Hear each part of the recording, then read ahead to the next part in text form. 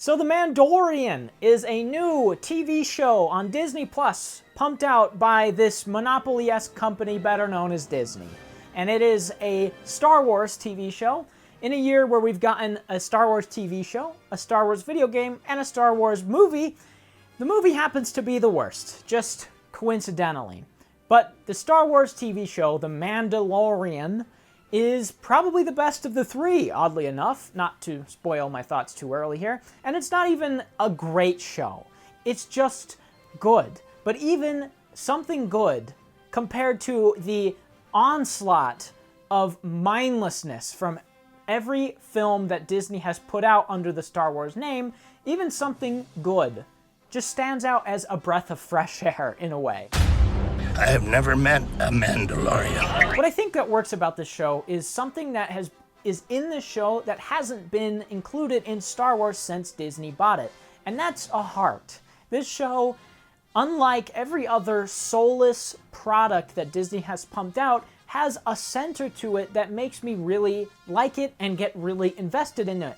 And that is something, again, that the films just don't have. They don't have likable characters. I don't like sand. They don't have this interesting, sprawling, expanded universe that we've seen so little of until now. And they don't have interesting themes. I mean, maybe a couple things sprinkled here and there, but that's what this show really captures. Likable characters, interesting world building, and great little themes and messages that it has.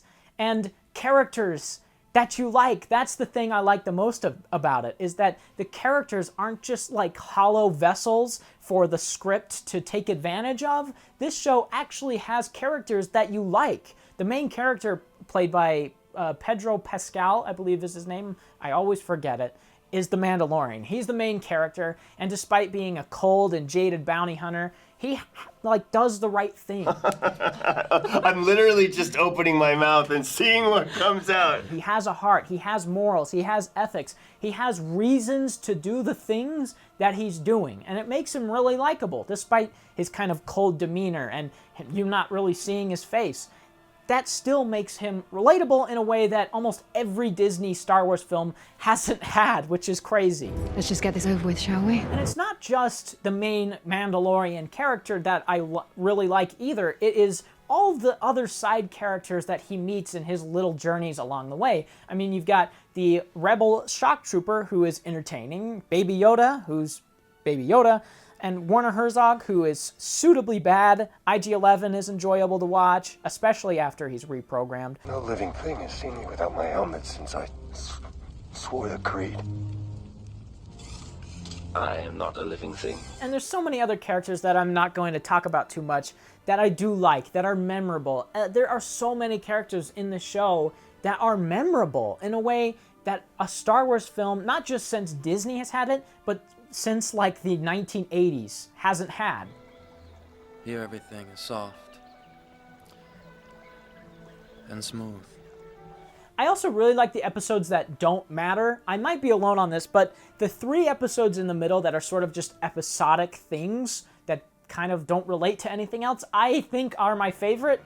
I really enjoy just watching The Mandalorian and Baby Yoda just going around to different places and meeting people or helping people or just doing things, doing little heists or something. I really enjoy those episodes the most, and I kind of wish that Season 2 will go more of that direction, kind of a Star Trek-y direction with ethical or moral questions. Should we help these people? Should we not? Should we do this? Should we do that? I really enjoy that. I think episode 6 is my favorite, the one with Bill Burr. I really, really enjoyed it. It's just a simple little heist episode where the Mandalorian gets a little crew and they go and try and break some guy out of space prison.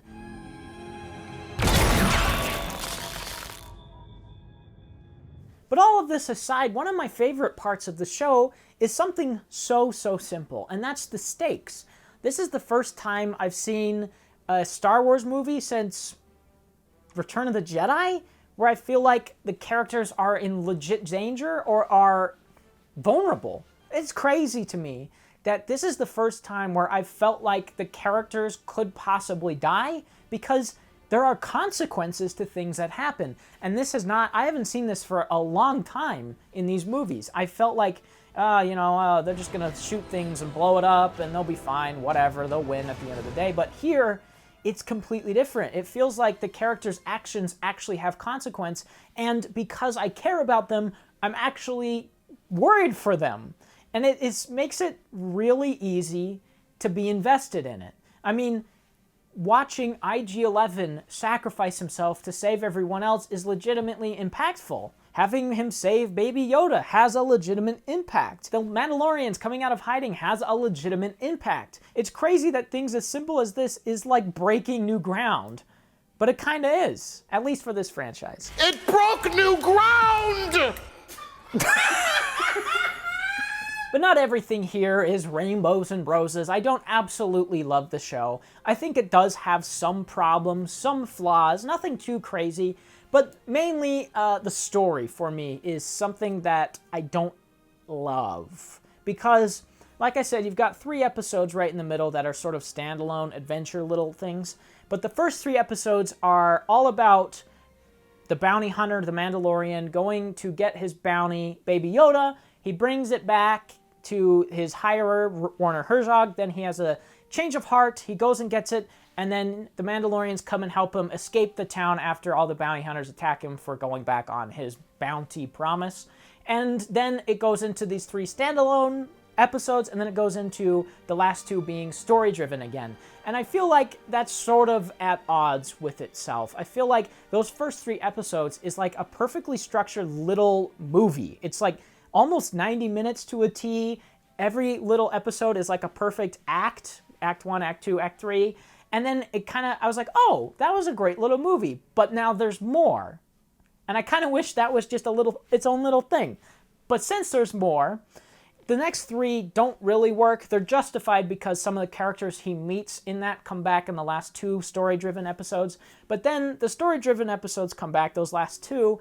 And while I think they work, while I like them, while there's moments that I think will reshape Season 2 in a way that I enjoy and I want to see, I still just don't really love that it's going from episodic to story to episodic. I don't love that it's kind of uneven in that way. I wish that it was just an overarching story or episodic. Just choose one. Hey, let's make the baby do the magic hand thing.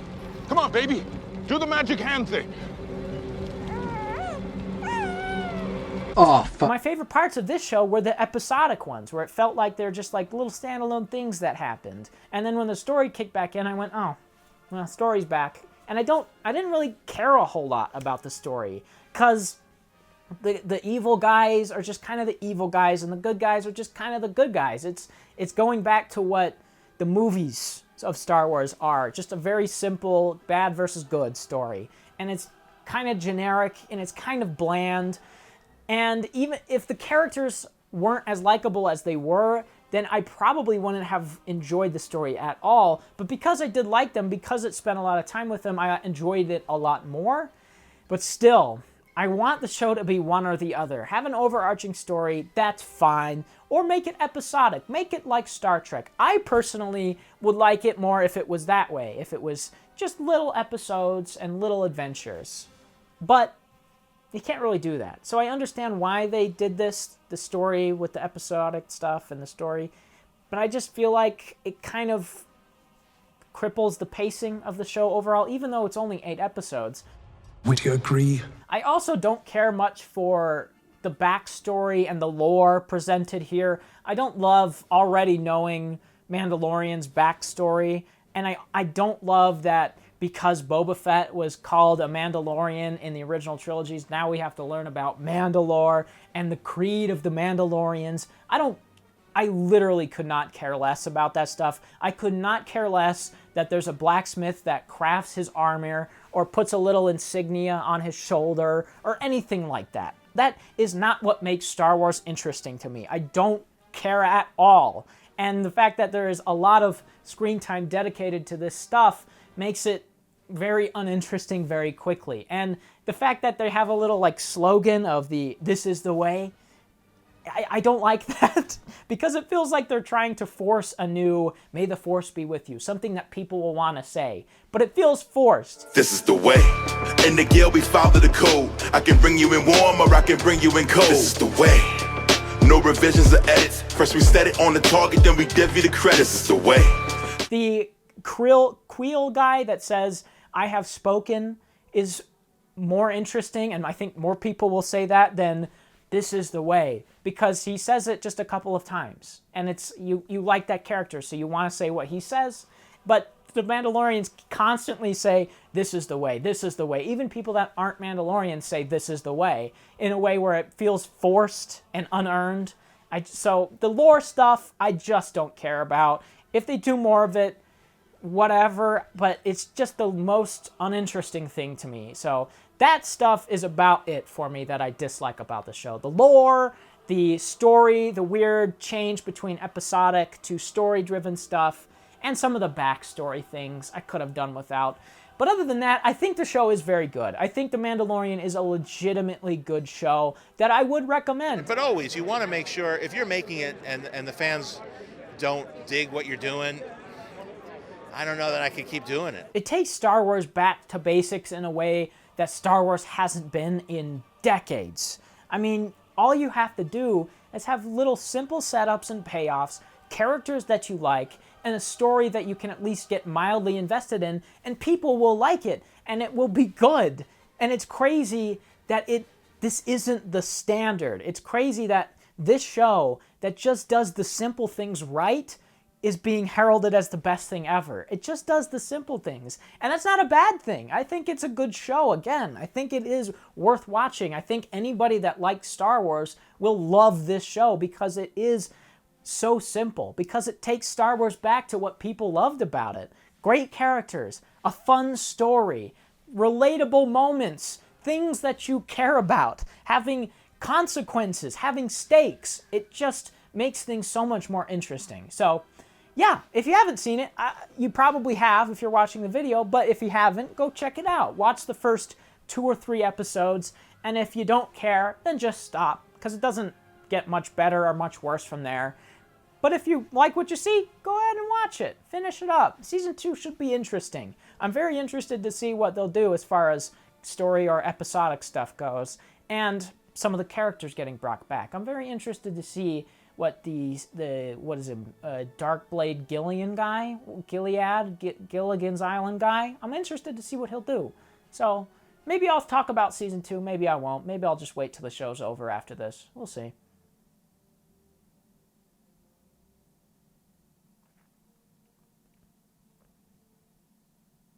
This is the way.